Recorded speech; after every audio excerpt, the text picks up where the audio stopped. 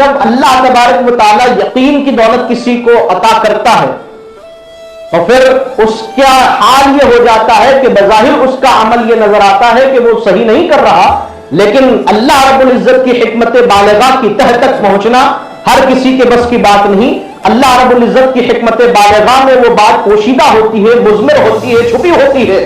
حضرت سعد بن ابی وقاص رضی اللہ تعالیٰ عنہ کو دیکھیے، آپ قادسیہ کی جنگ کے لیے چلتے ہیں، 10,000 مسلمانوں کا لشکر لے کر آپ چلتے ہیں، درمیان میں دریائے نیل آتا ہے۔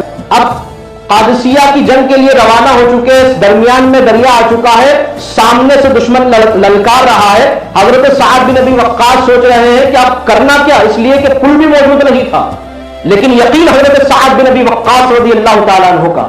آپ فوراً دریا کو حکم دیتے ہیں کہ اے دریا، تم نے حضرت موسیٰ کی نافرمان قوم کو جب راستہ دے دیا تو پھر ہم تو مصطفیٰ صلی اللہ علیہ وآلہ وسلم کے وفادار غلام ہیں۔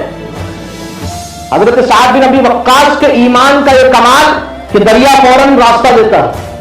10,000 کا لشکر دریائے نیل سے گزرتا ہے، اور لشکر گزرنے کے بعد دریا جب دوبارہ جاری ہوتا ہے تو حضرت سعد بن ابی وقاص پوچھتے ہیں کہ سب آ گئے؟ ایک سپاہی کہتا ہے کہ سعد بن ابی وقاص، وہ دریا کے اندر ایک میرا کٹورا گر گیا تھا مٹی کا۔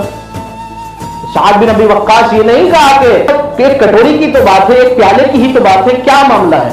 نہیں، کہا کہ ہم محمد عربی کے غلام ہیں، ہمارا ایک پیالہ ہی کیوں لے جائے؟ فوراً دریا کو حکم دیتے ہیں، ایک لہر آتی ہے دریا کی اور کنارے پر اس پیالے کو لا کر رکھ دیتی ہے۔ مسلمانوں، ایمان پختگی اس کے اندر جب تک نہیں آئے گی بندہ کامیاب نہیں ہو سکتا۔ اس ایمان کی کامیابی اس کی مضبوطی میں پوشیدہ ہے۔